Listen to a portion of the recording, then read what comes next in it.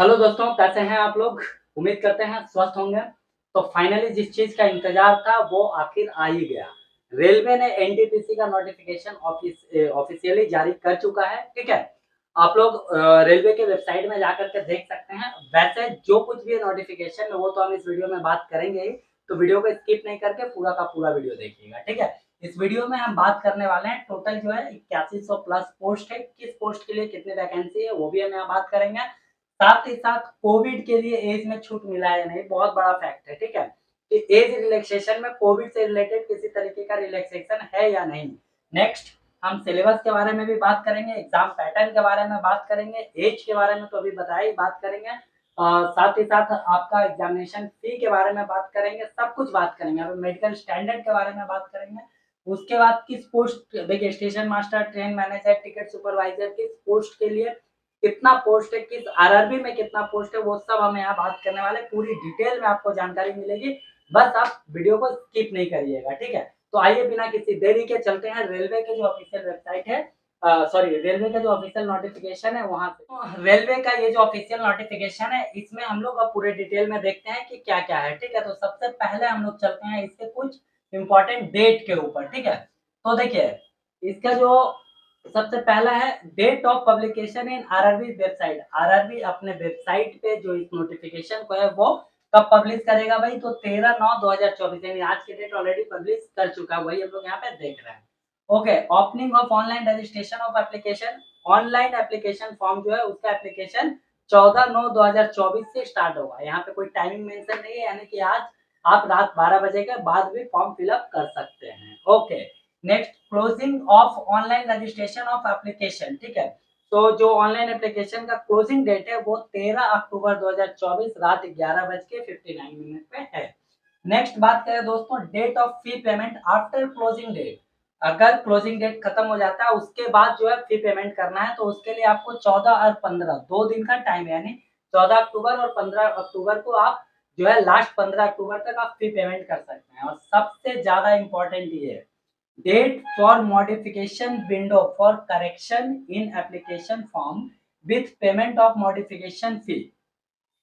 मतलब अगर फॉर्म भरते वक्त किसी तरीके का कोई गलती हो जाता है आपसे, तो उसके लिए आप मॉडिफिकेशन जो है वो 16 अक्टूबर से लेकर 25 अक्टूबर तक कर सकते हैं। इसके लिए आपको कुछ पेमेंट भी करना पड़ेगा, ठीक है? Application form with payment of modification, modification fee कुछ है वो पेड करके आप मॉडिफाई कर सकते हैं। लेकिन सबसे इंपॉर्टेंट जो है वो यहाँ पे देखिए, please note detail field in create an account form and choose an RRB can't be modified. मतलब आप जिस आरआरबी से फॉर्म भरेंगे वो प्लस जब फॉर्म भरेंगे तो वहां पे एक ऑप्शन आएगा आपके लिए क्रिएट एन अकाउंट स्टार्टिंग में, ठीक है?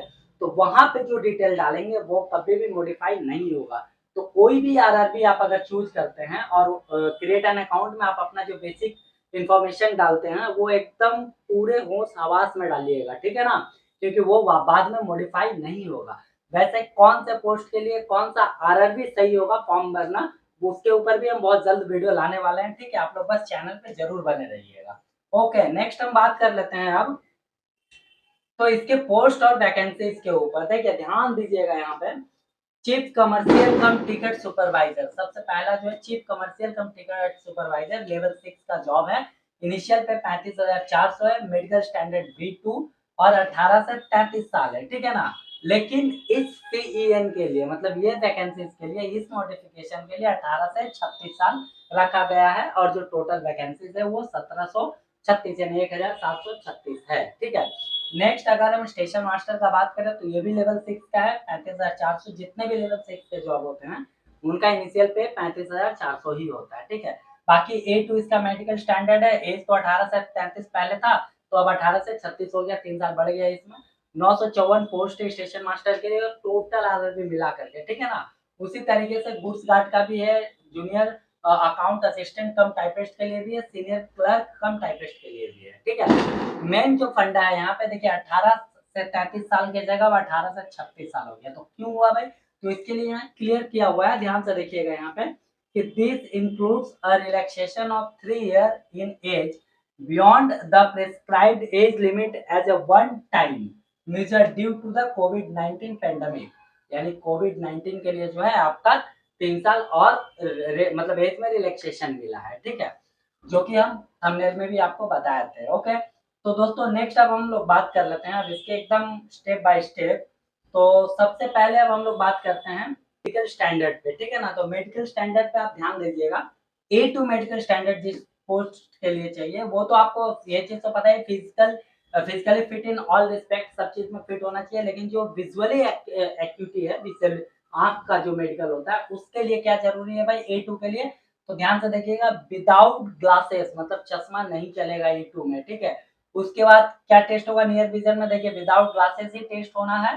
Must be pass test for colour vision, binocular vision, night vision and mesopic vision, मतलब आंख से रिलेटेड ऑलमोस्ट जितने भी टेस्ट होते हैं वो सारा आपका A2 कैटेगरी में टेस्ट होगा। ओके, और सब विदाउट ग्लास, ठीक है, वहां चश्मा नहीं चलेगा। वहीं A3 का बात करें तो A3 में 6/9 होना चाहिए विथ और विदाउट ग्लास, चश्मा है तो भी कोई दिक्कत नहीं है, चश्मा नहीं है तो भी कोई दिक्कत नहीं है। और बाकी तो नियर विजन में आपको जो कुछ वहां पे था वो यहाँ पे भी है, पास होना ही है, ठीक है।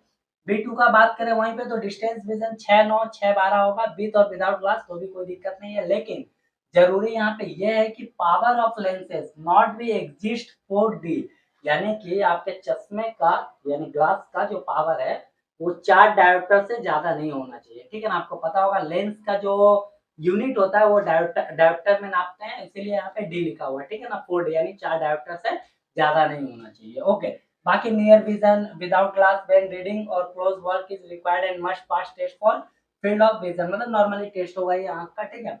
C2 का बात करें तो C2 में भी देखिए 6/12 होना चाहिए, नील या होगा भी तो कोई दिक्कत नहीं है, विथ और विदाउट ग्लास, मतलब चश्मा है तो भी कोई प्रॉब्लम नहीं है, चश्मा नहीं है तो भी कोई प्रॉब्लम नहीं है। बाकी जो मतलब नॉर्मल छोटा मोटा टेस्ट होता है आंख का वो उसमें क्वालिफाई करना है, ठीक है।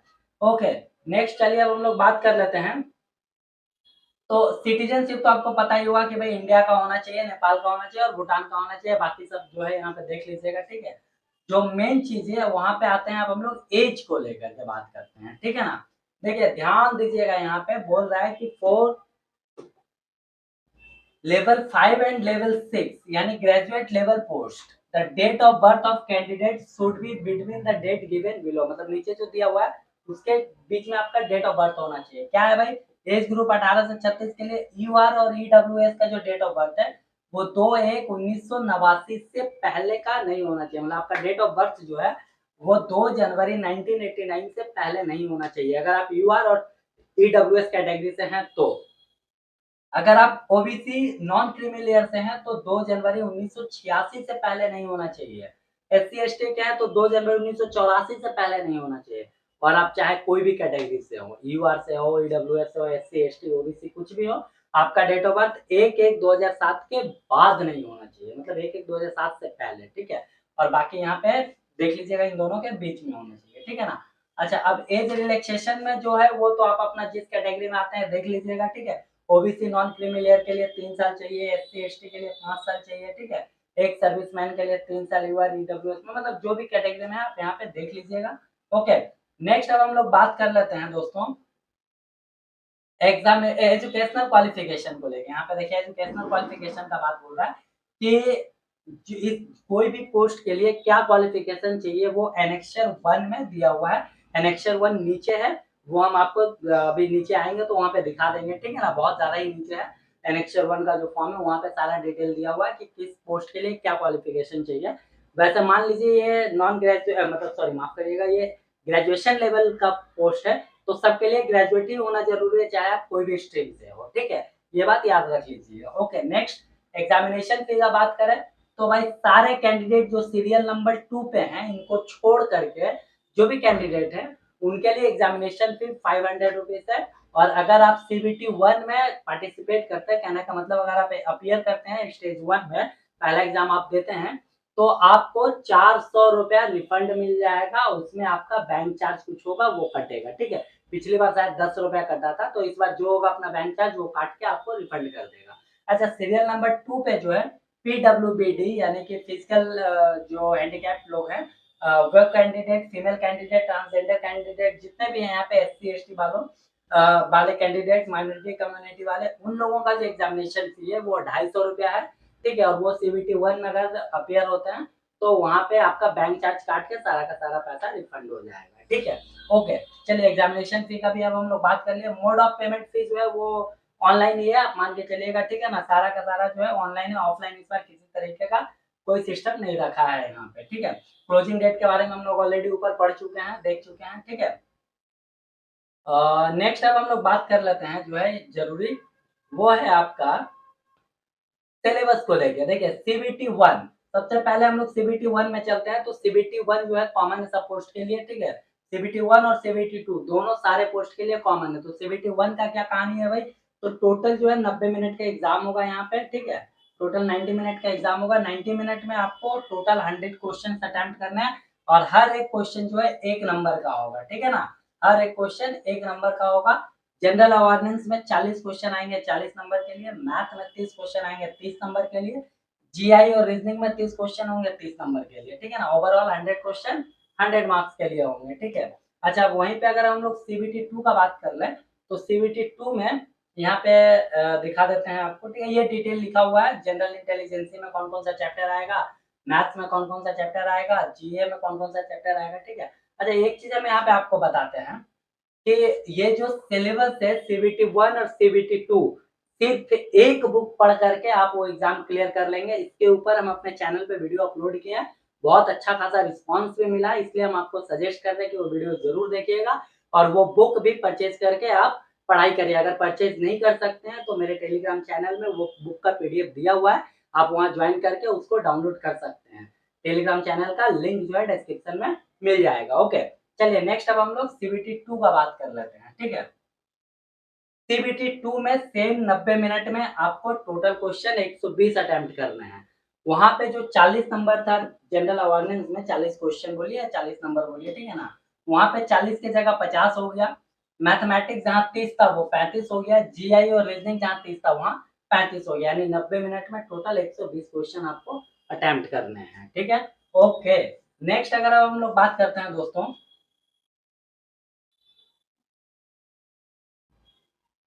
नेगेटिव मार्क्स तो आपको पता है, नेगेटिव होगा, 1/3 नेगेटिव है, ठीक है। नॉर्मलाइज भी होगा, ये भी आपको पता है। जो सबसे इंपॉर्टेंट चीज है वो यहाँ पे ध्यान से देखिएगा, ठीक है। 5 पोस्ट का आपका वैकेंसीज आया है, पांचों पोस्ट में स्टेज 1 और स्टेज 2 ये दोनों कॉमन फॉर ऑल पोस्ट, ठीक है, कॉमन है। अच्छा, अब यहाँ पे अगर आप गुड्स ट्रेन मैनेजर के लिए फॉर्म भरते हैं तो इसमें सिर्फ सीबीटी 1 और सीबीटी 2 है। वहीं अगर चीफ कमर्शियल कम टिकट सुपरवाइजर के लिए भी फॉर्म भरते हैं तो यहाँ पे भी जो है आपका सीबीटी 1 और सीबीटी 2 है, ठीक है। मतलब सीबीटी 1 और सीबीटी 2 क्लियर करिए, डॉक्यूमेंटेशन में जाइए, मेडिकल क्लियर करिए, अपना जॉब लीजिए, बस ये कहानी है, ठीक है। ओके, वहीं अगर हम बात करें सीनियर क्लर्क कम टाइपिस्ट का, तो ये टाइपिंग स्किल टेस्ट यहाँ पे एक और होगा सीबीटी 1 सीबीटी 2 के बाद। उसके बाद फिर वहां क्वालिफाई करेंगे तब फिर डीबी होगा, मेडिकल होगा और आपका ज्वाइनिंग होगा। जूनियर अकाउंट असिस्टेंट कम टाइपिस्ट का भी बात करें तो यहाँ पे भी आपका टाइपिंग स्किल टेस्ट होगा, लेकिन आप स्टेशन मास्टर का फॉर्म फिल करते हैं तो वहां पे CBAT computer based aptitude test होगा, जिसको हम लोग प्यार से साइको टेस्ट भी बोलते हैं, ठीक है ना। तो इसमें भी आपको क्वालिफाई होना होगा, उसके बाद मेडिकल और फिर जाकर के आपका डॉक्यूमेंटेशन होगा, ठीक है। मतलब डॉक्यूमेंटेशन पहले होगा फिर मेडिकल होगा फिर ज्वाइनिंग होगा, ठीक है। तो दोस्तों इसके ऊपर भी बात कर लीजिए। अब हम लोग चलते हैं नेक्स्ट जो है। ओके, तो दोस्तों अभी हम लोग थोड़ा देर पहले बोले थे कि क्वालिफिकेशन जो है एनेक्चर 1 से पता चलेगा, तो ये एनेक्चर 1 है। और यहाँ पे जो एजुकेशनल क्वालिफिकेशन है वो यहाँ पे आप देख सकते हैं, ठीक है ना। Minimum educational qualification chief commercial कम टिकट सुपरवाइजर और आपका गुड्स ट्रेन मैनेजर और स्टेशन मास्टर, इन 3 पोस्ट के लिए सिर्फ आपको डिग्री फ्रॉम रिकॉग्नाइज्ड यूनिवर्सिटी और इक्विवेलेंट, मतलब कोई भी यूनिवर्सिटी या उसके इक्विवेलेंट से आपको डिग्री प्राप्त होना चाहिए, चाहे किसी भी जो है आपका स्ट्रीम से हो, चाहे वो आर्ट्स हो, कॉमर्स हो, साइंस हो, उससे कोई फर्क नहीं पड़ता। ओके, नेक्स्ट ये 2 पोस्ट है, इन दोनों पोस्ट के लिए आपको तो डिग्री होना जरूरी है ही, साथ में टाइपिंग स्पीड भी जरूरी है आपको, हिंदी और इंग्लिश, वो भी कंप्यूटर में। इस चीज को लेके याद रखिएगा कि जब टाइपिंग टेस्ट होता है तो लोग कंफ्यूज हो जाते हैं कि भाई टाइप जो है वो टाइप राइटर में होगा या कंप्यूटर में होगा। तो यहाँ क्लियर बोल दिया कि कंप्यूटर में जो है आपका टाइपिंग होगा हिंदी और इंग्लिश में, ठीक है। अपना जिस लैंग्वेज में आप फाइल करेंगे अपना देख लीजिएगा, ठीक है। तो ये पोस्ट, दोनों पोस्ट के लिए आपका टाइपिंग भी कंपलसरी है, ठीक है। ओके, नेक्स्ट अब दोस्तों बात करें तो अभी एनेक्चर बी में जो है सारे आरआरबी में किस पोस्ट के लिए, किस कैटेगरी के लिए कितने वैकेंसीज हैं, वो यहाँ कैटेगराइज किया गया है। जैसे कि मान लीजिए अहमदाबाद का हम बात करें, तो अहमदाबाद में चीफ कमर्शियल कम टिकट सुपरवाइजर के लिए जो है यूआर के लिए 61 वैकेंसी है, एससी के लिए 23 है, एसटी के लिए 11 है, ओबीसी के लिए 45 है। ठीक है ना, इस तरीके से आपका कैटेगराइज किया गया सारे आरआरबी में। ये अहमदाबाद का है, नीचे देखिएगा तो अजमेर का है, बेंगलुरु का है, उसके बाद भोपाल है। ठीक है, समझिए ना, सारे आरआरबी का है। तो आप ये देख लीजिएगा, और किस पोस्ट के लिए कौन सा आरआरबी बेस्ट होगा, इसके ऊपर भी हम बहुत जल्द वीडियो ला रहे हैं। ठीक है, बस आप चैनल छोड़ करके कहीं जाइएगा नहीं, चैनल को एकदम पकड़ के रखना है। ठीक है, बहुत जल्दी बहुत तगड़ा तगड़ा वीडियो लाने वाले हैं एनटीपीसी को लेकर के। ठीक है, बाकी वीडियो कैसा लगा ये तो आपके कमेंट से पता चलेगा, तो एक प्यारा सा छोटा सा कमेंट जरूर करिएगा। ठीक है, बाकी वीडियो कैसा है कमेंट करके जरूर बताइएगा। मिलते हैं नेक्स्ट वीडियो में, तब तक के लिए जय हिंद।